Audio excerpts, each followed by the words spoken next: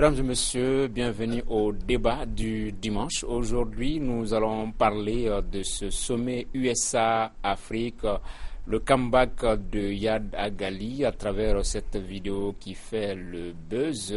Nous allons également parler de, si le temps nous le permet, nous allons également parler de cette mission onusienne en Libye, des questions qui seront abordées par nos invités. Adam Cham du Républicain et de arawanexpress.com qui se porte très très bien, hein, vous le voyez déjà. Voilà. Et également Alexis Calambri des Échos, Makan Kone de Nouvelle Libération et Serge Daniel, journaliste écrivain.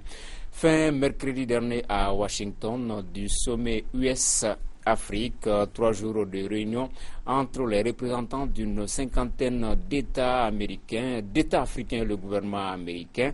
Et outre les photos souvenirs dans le bureau ovale, le sommet a été l'occasion de discuter économie et sécurité. Pour ce premier sommet États-Unis-Afrique à Washington, c'est un président afro-américain qui arrive à la tribune. Mais le symbole s'arrête là. Barack Obama est ici pour vanter le potentiel économique du continent noir. Nous ne pouvons pas ignorer la nouvelle Afrique qui émerge. Nous savons tous ce qui fait de l'Afrique une grande opportunité. Un continent où la croissance est la plus forte au monde, avec une classe moyenne émergente, des entreprises en pleine croissance et des marchés de télécommunications prometteurs.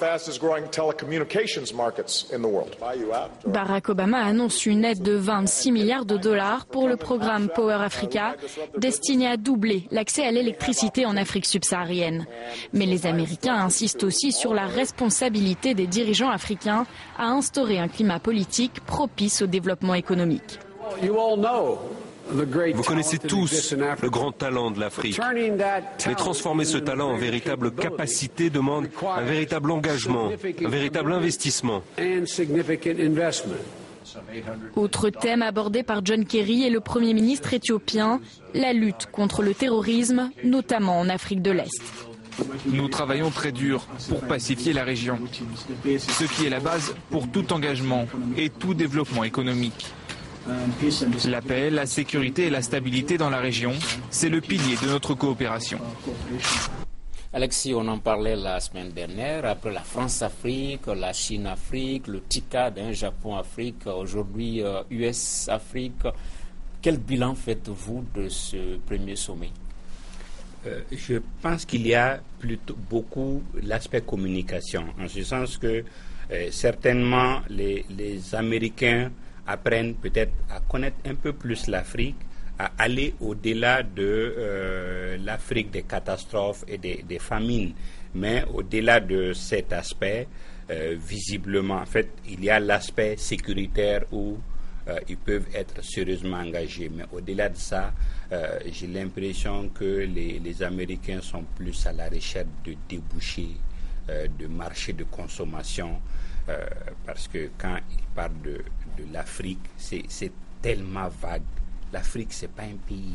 Donc, jusque-là, le problème n'est pas appréhendé comme cela devrait l'être. Makan Kone.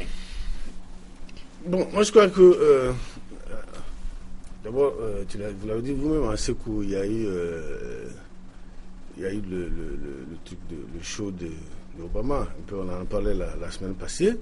Maintenant, il y a eu les photos souvenirs. Chaque couple présidentiel africain a eu droit à une pause avec Michelle Barack Obama. Il y a eu un peu des pas de danse de Michelle elle-même. Moi, il y a une image quand même qui m'a paru très drôle. Hein. C'est les chefs d'État africains qui ont fait la file pour aller serrer la main à Barack Obama. Au-delà de ça, il y a que, bon, les États-Unis ont essayé d'investir dans leur sécurité, en réalité, parce que... Justement, avant que tu n'approfondisses, on va rester un peu sur ce registre protocolaire. C'est John Kerry qui a entretenu les chefs d'État. John Kerry, ministre des Affaires étrangères des États-Unis. Mais Obama les reçoit en même temps, les 47 en même temps.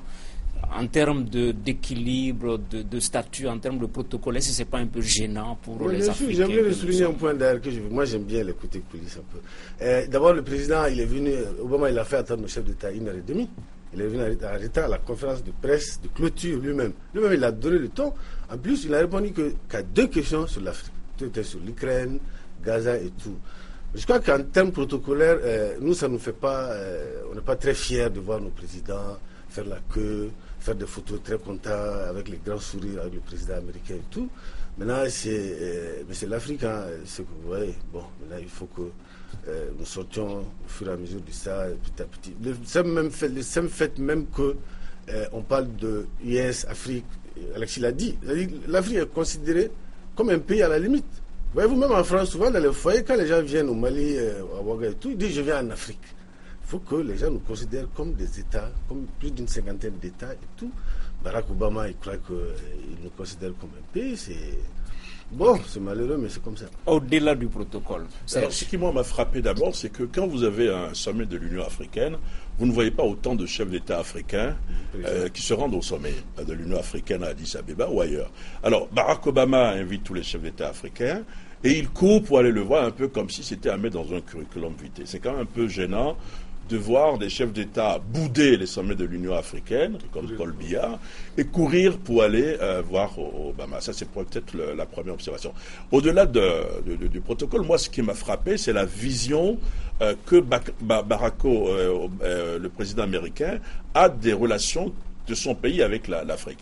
Il ne veut pas de relations visiblement bilatérales entre pays africains, mais il veut plutôt des relations États-Unis, continent africain, d'où la question des débouchés économiques et de la lutte contre le terrorisme. Je crois qu'on en parlera tout à l'heure. Adam Cham. Oui, c'est sûr que Serge ne va pas passer ses vacances à Yaoundé. C'est la Côte d'Azur, qu'on nous a dit. On ne peut pas évacuer la question protocolaire. Elle est importante parce que ça donne une idée de l'importance que l'hôte du sommet accorde à l'événement. Et de ce point de vue, moi, je suis d'accord avec Magan Koné. Vraiment, c'est vrai, était très, très difficile en Afrique que les chefs d'État se prêtent à l'exercice auquel ils se sont prêtés aux États-Unis. Le lundi, ce sont des dirigeants d'ONG qui leur ont fait des cours sur les droits de l'homme. Le mardi, ce sont les entrepreneurs américains qui leur ont fait des cours sur le commerce international. Et Obama même les a reçus, mais vraiment, personne n'a été reçu à la Maison-Blanche. Ils ont été reçus au Congrès. Au moment où le Congrès et le Sénat étaient en vacances, il y a eu ce discours d'Obama devant les présidents, et puis il y a eu le dîner où tout le monde se glorifie d'avoir pris comme dessert du papaye parfumé à la vanille de Madagascar, mais ce sera tout. Dans le fond, le sommet n'apporte pas grand-chose, même Power Africa qui devient le programme étendard d'Obama, c'est quand même de l'électricité pour 20 millions de foyers, et le financement est loin d'être clos. Et puis il y a cette bourse, ces 500 bourses par an données aux entrepreneurs qui ne représentent pas grand-chose. Le fond est que Obama est encore sur l'héritage de Bush. Ce sont donc les opérations Flintlock, c'est le programme SIDA. Même s'il veut, c'est évident que ce sommet soit désormais institutionnalisé. Mais ça n'est pas évident parce que les États-Unis ne comptent que sur les variables, les paramètres économiques, et les paramètres économiques et sécuritaires ne sont pas favorables à l'Afrique comparés à l'Asie. Ok, Alexis, ce n'est pas un intérêt tardif de Barack Obama, qui est quand même d'origine africaine, kenyane pour le continent, puisqu'il est à moins de 2 ans de sa présence à la Maison-Blanche. Non, au contraire, de mon point de vue, il part avec un complexe, parce que autrement, lui, il a tout approuvé qu'il n'est pas un pro-Afrique et qu'il ne serait pas complaisant avec le continent. Je pense que, comme Adam disait tout de suite, un chef d'État américain irait difficilement au-delà de l'engagement de Bush par rapport à l'Afrique, quoi qu'on dit du président Bush. Mais ce qu'on peut ajouter, c'est que l'engagement, disons, économique n'est pas évident. C'est-à-dire que ça n'ira pas au-delà peut-être des effets d'annonce sur beaucoup de plans, mais ça a juste l'importance que ça va stimuler d'autres, parce qu'il y a déjà une course qui s'engage. L'Union européenne le lendemain a fait une annonce. C'est des montants infimes parce que si vous prenez globalement ce qui est annoncé, ça peut être important, mais c'est 52 ou 53 États. Ok. Serge, on a parlé de mission sécuritaire d'une force de réaction qui va être créée sur le modèle de celle qui se trouve en Somalie contre les Chebab. Est-ce que ça va changer, ça va apporter quelque chose? Ça va être difficile, d'abord parce que les Français sont déjà là. D'abord, il y a eu l'opération Serval, mais ensuite l'opération Barkhane. Je pense que si cette mission sécuritaire doit réussir, il faut, à mon avis, pouvoir s'entendre ou coopérer, si vous permettez l'expression, avec les forces, le dispositif français qui est là. Sinon, ça va faire deux dispositifs juxtaposés ou pas, ça va être un peu difficile. Mais d'un point de vue général, je voulais revenir rapidement sur l'aspect de cette rencontre. C'est qu'on a quand même pendant longtemps reproché au président américain de ne pas s'intéresser à l'Afrique, alors qu'il a quand même une partie de sa population afro-américaine, si vous permettez. Et donc, il était, à mon avis, obligé de faire un grand coup en invitant les chefs d'État africains à venir le voir. Ça a été l'économie, ça a été également la sécurité, comme le dites tout à l'heure. Mais il n'y a rien de concret, véritablement concret. À son retour, un chef d'État africain, dont je ne citerai pas le nom ici, a dit à ses collaborateurs « J'ai fait un voyage pour rien ». Oui, Adam, sur la question sécuritaire. Alors, donc, je ne crois pas qu'ils feront ici, les Américains, ce qu'ils n'ont pas fait en Irak. Parce que l'Irak, c'est quand même le bourbier dans lequel l'Irak se trouve ici est la responsabilité de l'Amérique. S'ils n'arrivent pas à résoudre ce problème, ils ne vont pas envoyer leurs troupes au sol, au Sahel. Ils vont entraîner nos militaires, mais ils le faisaient déjà, ils peuvent l'intensifier, ça n'est pas mal. Ils peuvent donner du matériel, mais je ne crois pas qu'ils iront, et le renseignement, je ne crois pas qu'ils iront au-delà, même si c'est beaucoup. Donc pour ce qui est d'Obama, oui, on peut lui rendre justice. C'est-à-dire, il essaie de promouvoir l'Afrique aux États-Unis et ce n'est pas évident. En fait, il est en plaidoyer pour l'Afrique. C'est pourquoi il dit que devant les hommes d'affaires, devant les investisseurs potentiels américains, que l'Afrique compte 6 des pays qui ont le plus fort taux de croissance actuellement au monde. Mais ce que ces gens savent, c'est que c'est aussi le continent où il y a le virus Ebola, le continent où il y a le sida, le continent où il y a les menaces terroristes graves, etc. Donc, ce qui est difficile pour Obama, c'est de donner l'image d'une Afrique toute positive. Et pour terminer sur la question protocolaire, il y a eu quelque chose qu'on a vu aux États-Unis qui ne s'imagine nulle part au monde. Toutes les délégations ont payé pour elles. C'est-à-dire qu'ils n'ont payé pour aucun chef d'État.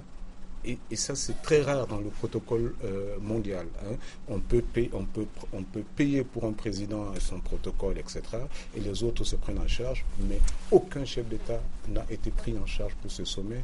Et c'est vraiment, à mon avis, un mauvais signal qui ne donne pas le signal encourageant que le sommet USA-Afrique sera aussi institutionnalisé que le sommet Japon-Afrique, Chine-Afrique ou France-Afrique. Ok, une dernière question là-dessus. Alexis, on parle de 110 millions de dollars par an par rapport à cette force et on dit qu'elle sera entretenue par des pays stables. En l'occurrence, on a parlé du Ghana, de l'Éthiopie, le Sénégal, la Tanzanie, le Rwanda et l'Ouganda qui seront donc les piliers de cette force d'intervention. On peut dire quoi là-dessus? Est-ce que c'est un bon casting? Non, parce que quand les Américains s'engagent sur ce chemin, c'est toujours mauvais.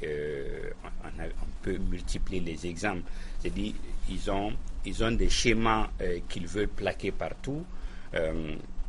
Les Américains sont quand même connus comme ayant peu d'ouverture par rapport aux autres cultures et aux autres peuples et voulant uniformiser le monde au schéma. Je pensais que la Jamaïque était en Afrique. Voilà, donc, par exemple. Non, ça veut dire que le modèle américain, sur ce plan-là, quand ils vont quelque part, c'est vraiment un éléphant dans un magasin de porcelaine. Ce que je voulais ajouter, c'est que la somme mobilisée, ce n'est pas une somme à mettre à la disposition du continent africain. Dans cette somme-là, vous avez le déplacement des Américains. s'ils doivent venir avec des avions, avec des équipements, etc. Voilà. Alors là où je suis un peu réservé sur la démarche des Américains, c'est que, encore une fois, si on n'arrive pas à coordonner, ne serait-ce que par zone géographique, la lutte contre le terrorisme, la lutte pour la sécurité, à mon avis, ça va faire flop. Okay. Sur la question économique, on a parlé de Power Africa, mais on a l'impression qu'elle sera sous-traitée par des entreprises General Electric et puis Coca-Cola qui vont financer l'économie, le développement des pays. Ça, c'est aussi américain, ça, Bakam. En plus, je suis en tant que sahélien. Vous avez noté dans les pays qui vont bénéficier de ce soutien économique, il n'y a aucun pays subsaharien là-dedans. Aucun pays. Maintenant, nous, qu'est-ce qu'on gagne dans tout ça? Et puis, c'est ça, les Américains, ils mettent 10 francs, ils gagnent 20 francs. C'est très clair. Maintenant, c'est à nous de sortir de ça, de pouvoir nous mettre en valeur à travers la gouvernance et tout, et de gagner. Déjà, vous avez vu les 110 millions dont vous parlez, même sur le plan sécuritaire, ils mettent des garde-fous. C'est des pays qu'eux, ils considèrent très stables qui vont bénéficier de cela. Le Sénégal, la Tanzanie et tout. En plus, ces États se sont engagés à intervenir rapidement en cas de conflit en Afrique. Est-ce qu'ils peuvent le faire?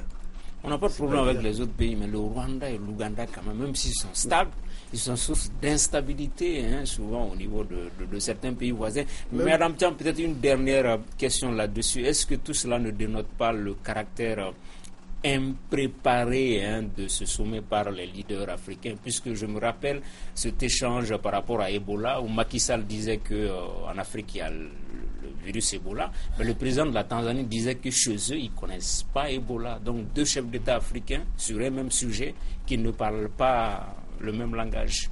Non, bien sûr, qu'il s'agisse de ce sommet comme des autres sommets, où un seul pays entre en partenariat avec 50 pays africains sans l'entremise de l'Union africaine qui aurait pu effectivement parler d'une seule voix pour tous les pays africains, ça dénote franchement non seulement à mon avis de la faiblesse, mais pratiquement de la malédiction de l'Afrique, parce que les 50 qui se déplacent là-bas représentent le continent qui a le plus grand potentiel en matière première, mais qui ne représente que 2% du commerce mondial.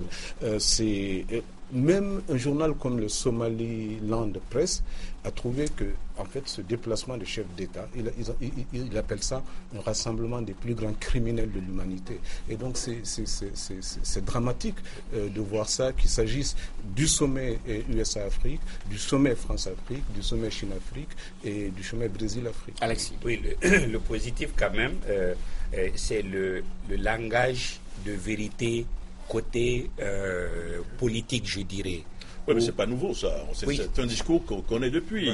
Oui, mais ça a l'avantage que ça a apporté, en ce sens que, d'abord, si on voit la chronologie, il y a les jeunes qui ont été reçus et à qui on a dit ne laissez pas hypothéquer votre avenir. Et au chef d'État, on a dit respectez la Constitution. On n'a pas besoin d'hommes forts. On a vu que ça fait mal au point que certains ont répliqué. Je pense qu'au moins, c'est une avancée. Oui. Ce qui est avantageux également, c'est qu'il y a eu des discussions. Au-delà des discussions avec le président américain, les chefs d'État ont eu d'autres discussions. Le président de la République, par exemple, là, vous l'avez vu, dans un centre stratégique, il a tenu un discours, je crois. Il a également reçu le président, un haut responsable du FMI, vous savez, le FMI, qui aime bien le Mali ces temps-ci. Oui, moi je souhaitais, par rapport à ça, rapidement, c'est quand même le directeur adjoint qui a reçu le... Moi, est-ce que la directrice était là? C'est quand même un fondé de pouvoir. Il pouvait envoyer Mme Boiré pour rencontrer le directeur adjoint du FMI. Vous savez, Ibeka, c'est quelqu'un de délicat. D'accord, ça, on va également en parler. Deuxième thème de cette émission. Une délégation de la mission d'appui des Nations Unies à Libye, MANUL, dirigée par le représentant spécial adjoint du secrétaire général, se trouve actuellement à Tripoli pour, je cite, soutenir les efforts destinés à mettre fin à la violence dans le pays. Makankone, l'ONU, après avoir fait le pyromane en Libye, joue aujourd'hui au sapeur-pompier. Oui, je suis comme d'habitude, c'est toujours comme ça. Mais malheureusement, je crois que le mal est déjà fait. Le mal est assez fait d'ailleurs, parce que la crise libyenne a d'abord affecté tous les États, menace de déstabiliser, comme on l'a dit la semaine dernière, tous les États frontaliers de la Libye. Elle s'est même déplacée carrément dans notre pays, au Mali, ici. C'est ce que nous vivons aujourd'hui. Certains pensent que même sans la crise libyenne, on serait... Moi, je ne suis pas entièrement d'accord avec cela. N'eût été la crise libyenne, nous ne serons pas dans cette crise. Nous ne vivrons pas une telle crise dans notre pays. Ça, c'est très clair, parce que des hommes se sont oisifs qu'ils étaient, manquant d'emploi, parce qu'ils étaient utilisés par Kadhafi. Ils étaient obligés de chercher un emploi, en tout cas un territoire où vivre. Ils sont déplacés avec armes et bagages au nord de notre pays. Maintenant, l'ONU, comme vous venez de le dire, va essayer de jouer aux pompiers, mais à quelle fin? Le problème de la Libye aujourd'hui, c'est un problème d'interlocuteurs. L'ONU va parler avec qui? Ils vont parler avec des milices, ils vont parler avec des bandes armées, ils vont parler avec des députés qui n'ont en réalité aucune emprise sur le peuple réel. Là, c'est ça, c'est le résultat qui compte. Est-ce qu'il y aura un résultat effectif? Est-ce qu'elle pourrait servir à quelque chose, cette mission, Alexis? Oui, difficilement, je dirais, sans plagier, que la Libye, dans son état, a besoin d'hommes forts. Et je pense que la première étape, ce serait d'identifier cet homme et de travailler à une réunification en faisant en sorte que les milices rentrent dans les rangs et qu'il y ait une force unifiée. Oui, mais la délégation, en tout cas, n'a pas un schéma connu allant dans ce sens. Il y a juste des discussions, mais franchement, à ce niveau, on a besoin de pacifier, de réunifier et de faire en sorte qu'il y ait un pouvoir au moins même peut-être pas légitime, mais légal, reconnu et respecté par tout le monde. Sinon, quand on jette un coup d'œil sur la feuille de route de la mission, c'est en 2 points: évaluer les besoins humanitaires et puis mettre un terme au combat entre les milices. Vous êtes également optimiste là-dessus? Je ne suis pas du tout optimiste. À mon avis, c'est un voyage de touriste. C'est ce qu'on appelle un peu médecin après la mort. Donc, on n'a même pas besoin d'aller aujourd'hui en Libye pour savoir ce qui se passe. On n'a même pas besoin d'aller en Libye pour évaluer les besoins. C'est-à-dire qu'aujourd'hui, vous n'avez plus d'État libyen. Et à mon avis, pendant 20 ans au moins, vous n'aurez plus un seul État en Libye. Vous aurez des groupuscules, parce qu'aujourd'hui, pour diriger une région, il faut tout simplement être militairement fourni, armé. Il faut être armé, il faut avoir des armes, il faut contrôler militairement une région, et on prend le contrôle des armes. Et je l'ai dit déjà ici une fois, j'aimerais le redire. Est-ce que ça ne vous étonne pas? Il y a la guerre en Libye, mais on exploite toujours le pétrole. C'est un peu comme si tous les belligérants s'entendaient sur une chose, c'est que on ne touche pas au pétrole, on vend le pétrole légalement ou illégalement, partageons-nous le magot, le reste ça va. Donc cette mission de l'ONU en Libye, à mon avis, c'est un voyage de touriste. Ça ne va absolument rien résoudre, à mon avis. Adam Cham. Et ça dit, même le pétrole, son exploitation a diminué de moitié. C'est une vraie crise, quoi. Le pays s'enfonce dans le chaos, un chaos dont on peut évaluer peut-être les besoins humanitaires, mais la deuxième partie de la mission de l'ONU, qui est de mettre fin aux querelles entre groupes armés, est beaucoup moins facile à faire, parce que la crise libyenne est quand même née sur les lignes de fracture qu'il y avait sous Kadhafi, et que la personnalité de Kadhafi empêchait de s'exprimer. Donc ça, c'est parti au nom d'une démocratie venue de Benghazi apparemment, mais qui a donné le résultat que nous savons aujourd'hui. Les besoins humanitaires, on les évalue pourquoi? Sous Kadhafi, tout le monde mangeait à sa faim. Même les mariés avaient, l'État leur payait leur dot, ils étaient logés, et on en est réduit aujourd'hui à vouloir chercher de la semoule au nom de la charité internationale pour la Libye. C'est un paradoxe. Et tout cela veut dire simplement que le travail de l'OTAN est loin d'être fini, et c'est scandaleux, d'autant plus scandaleux que la Libye est un des foyers d'insécurité pour tout le Sahel-Sahara. Alex et Serge, dans ce cas, la solution, elle peut être quoi? Est-ce que ce sont les pays voisins? Est-ce que c'est l'Union africaine? Allons-nous laisser la situation pourrir comme cela? La solution, le salut peut provenir d'où? Moi, je pense que le salut peut provenir des tribus en Libye. on ne peut plus aujourd'hui, si vous faites attention, avoir un État centralisé comme à l'époque de Kadhafi, où il y avait un État fort, il y avait la Securitat, il y avait la sécurité, enfin, il avait des forces sécuritaires un peu partout. C'est difficile aujourd'hui. Comment résoudre le problème, par exemple, de la circulation illégale des armes? Comment, par exemple, résoudre le problème des meurtres, des milices, sans oublier que les islamistes se sont intégrés, se sont immiscés dans le jeu. C'est très difficile. Je ne vois pas dans l'immédiat une solution comme ça. Les pays voisins ne peuvent pas fermer leurs frontières. Vous avez vu que l'Algérie a récemment déclaré qu'elle n'enverra pas des troupes en Libye, par exemple. Alors, qu'est-ce qu'il faut faire? Moi, je ne vois pas dans l'immédiat ce qu'il faut faire. Surtout que la communauté internationale n'est pas prête encore à former, à envoyer des troupes en Libye pour stabiliser le pays. C'est-à-dire que l'erreur de cette communauté internationale, pour terminer, c'est qu'en chassant Kadhafi, pas parce qu'il était que dictateur, mais parce qu'il était autre chose, il avait notamment le pétrole, on n'a pas assuré le service après-vente qui aurait pu permettre de stabiliser ce pays-là. Ok, peut-être qu'il faut un homme fort de la carrure du général Khalifa Haftar qui veut anéantir les mouvements islamistes. Non, je pense qu'il a besoin de soutien et la SINSAD n'existe presque plus. Je pense qu'il y a peut-être que l'OCI qui peut prendre le relais, faire en sorte que c'est vrai que c'est un pays de chefs de tribu. Donc, réunir ces gens, trouver d'autres moyens de subsistance, parce que si vous voyez tous ceux qui sont en belligérance s'arrangent pour trouver des moyens de financement. C'est-à-dire qu'ils s'aménagent des couloirs de transit de drogue, d'armes pour se financer. Donc je pense qu'il faut travailler sur cet aspect. Je pense que la solution peut peut-être provenir de l'Oumma islamique, pas d'un pays en particulier. Un mot sur la solution? Oui, c'est-à-dire la solution n'existe pas en dehors de la Libye. En fait, l'équilibre que Kadhafi avait réussi, c'était autour des chefs de tribus, des grands groupes, des grands établissements humains qu'il y a. Je pense que la solution passe encore par eux. Le verre est peut-être déjà dans le fruit. Peut-être que ce que Kadhafi avait réussi à faire, c'était l'effet de la dictature sur les groupes. Et maintenant, il va falloir gérer la Libye par la démocratie. Tout le défi est là. C'est-à-dire qu'il n'y a pas de solution en dehors de la Libye, mais la communauté internationale peut en tout cas terminer le boulot. Terminer le boulot veut dire mettre fin au foyer d'insécurité et autres que la guerre a créé. Maka. Moi, comme je vais revenir sur ce que j'ai dit je crois, il y a 1 ou 2 semaines.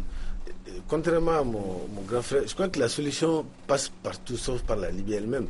Parce qu'en réalité, il n'existe plus de Libye. Il n'y a pas d'État aujourd'hui en Libye. La communauté internationale, malheureusement, qu'elle s'est fondamentalement grillée dans cette affaire. Sinon, c'est elle seule qui a la solution. On a vu des cas. Il n'y a pas d'État, il n'y a pas d'interlocuteur, il n'y a pas de gens qu'on peut mettre autour de la table pour discuter. Il faut que la communauté internationale, en tout cas, essaie de trouver un moyen pour redorer son blason, prendre ses responsabilités, en tout cas s'occuper de la Libye, comme ça l'a dit, pendant peut-être même plus de 20 ans, il n'y aura pas d'État. Il n'y a pas de solution. À partir de cet État, à mon avis en tout cas, c'est la communauté internationale, là je suis entièrement d'accord avec mon grand frère, qui a mis la Libye dans cette situation, qu'elle prenne ses responsabilités, en tout cas qu'elle prenne les mesures pour trouver la solution. Ça ne peut pas continuer cette affaire. Je vais juste finir ce truc. C'est-à-dire, je n'entrerai pas en polémique. Là, quand je dis que la solution n'existe pas en dehors de la Libye, l'ONU a étudié toutes les solutions, y compris la possibilité de mettre la Libye en tutelle. Mais quand tu la mets sous tutelle, tu es l'ONU, tu ne vas pas commencer à tirer sur les groupes armés. Et donc c'est pourquoi on dit, tu ne vas pas commencer à tirer sur les tribus, c'est pourquoi on dit effectivement qu'il n'y a pas de solution sans les tribus, sans la Libye elle-même. Okay. La transition est trouvée pour parler du Mali avec ce retour de Yad Agali. Il signe son comeback à travers une vidéo contre la France et ses alliés. Je cite, nous appelons notre courageux peuple musulman outragé par les Français et leurs alliés à faire front contre cet ennemi historique. Makan connaît comment comprendre qu'au moment où le Mali est engagé dans des pourparlers avec les groupes armés à Alger, le deuxième round c'est à partir du 17 août, que c'est en ce moment précis que Yad Agali reprend du service. C'est pas la première fois. Moi je crois que Yad Agali c'est vraiment un businessman. c'est un homme d'affaires qui ne veut pas perdre la main dans ce dossier. Ça fait la 3e fois, si vous vous souvenez, au déclenchement de la crise en 2012, juste après les massacres d'Aguelhok, il a floué les gars du MNLA et tout. Il est sorti pour, dans des termes à peine voilés, revendiquer.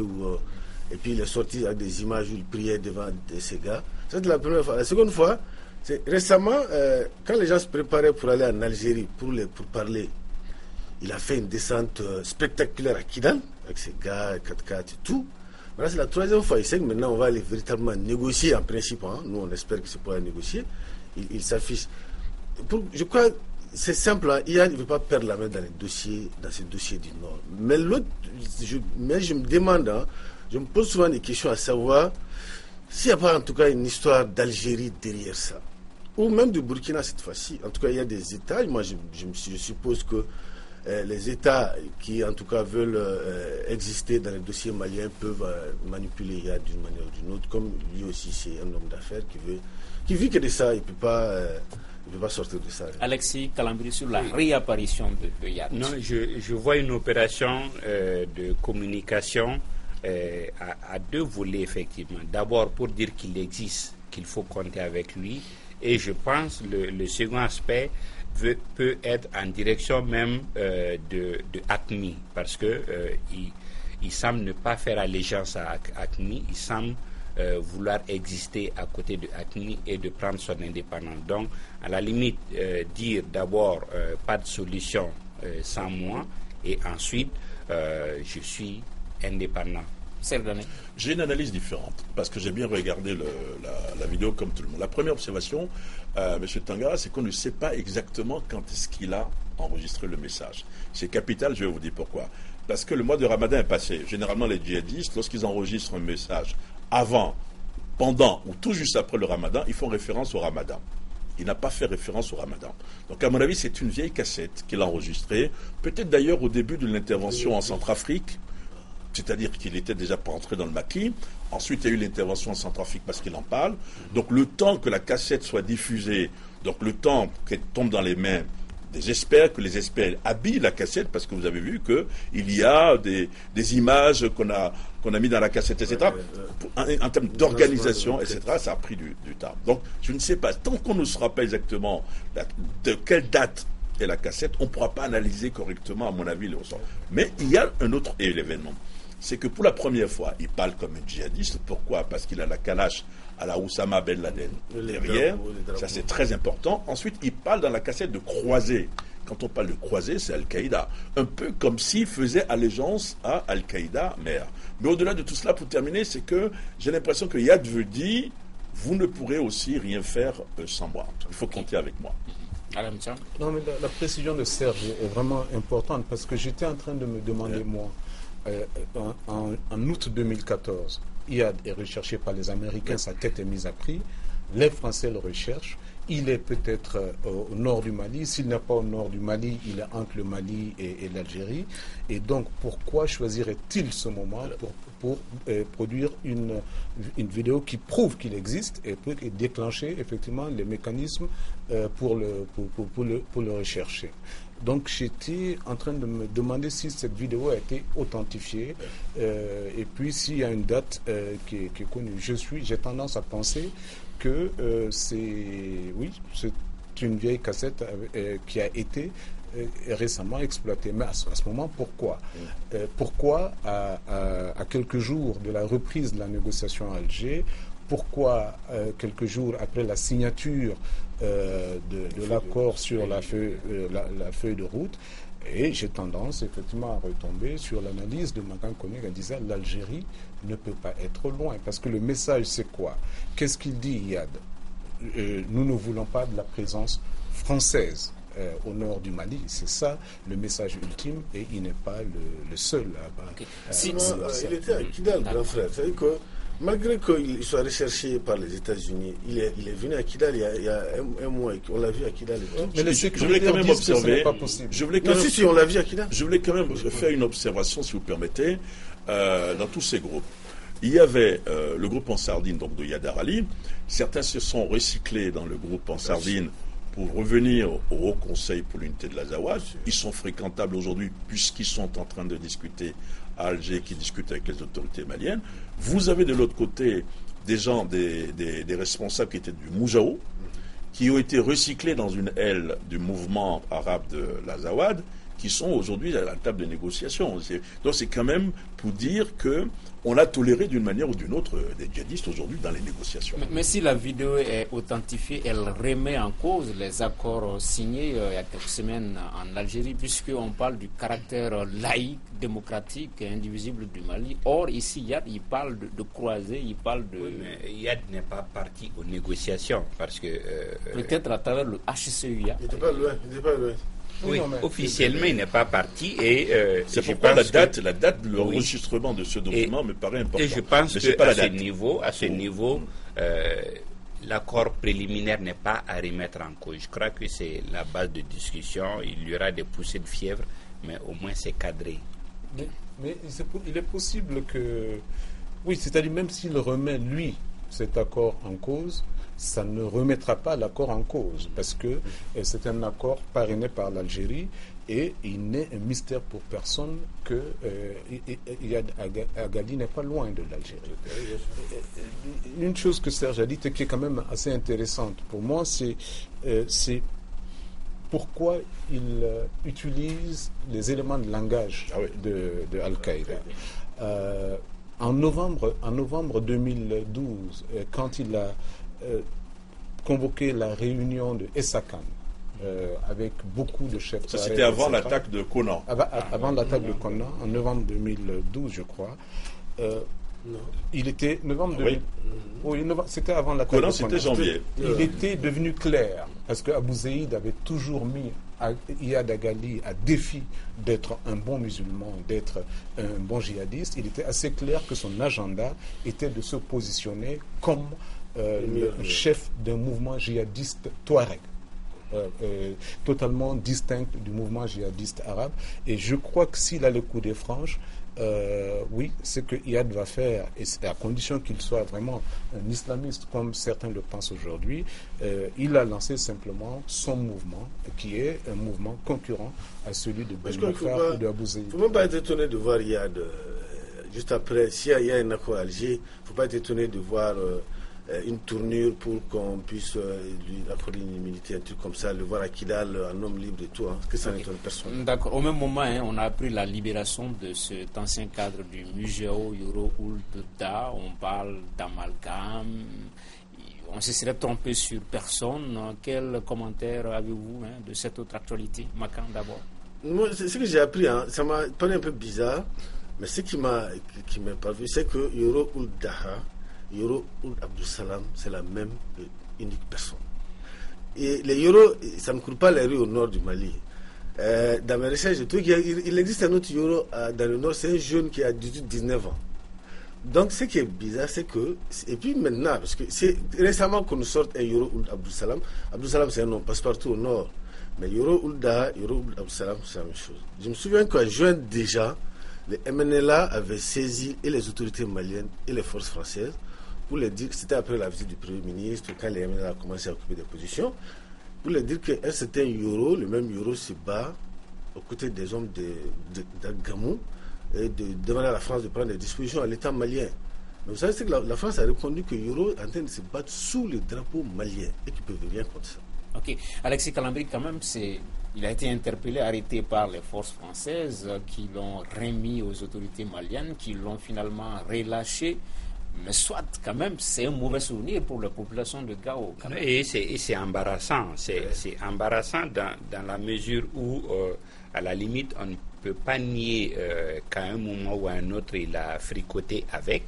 Mais de l'autre côté, il s'est dit également qu'il a joué un rôle d'agent double. J'ai l'impression que le gouvernement est assez embarrassé. On trouve des vrais ou faux. Bon, il y a des excuses qu'on trouve, mais en tout état de cause, c'est embarrassant.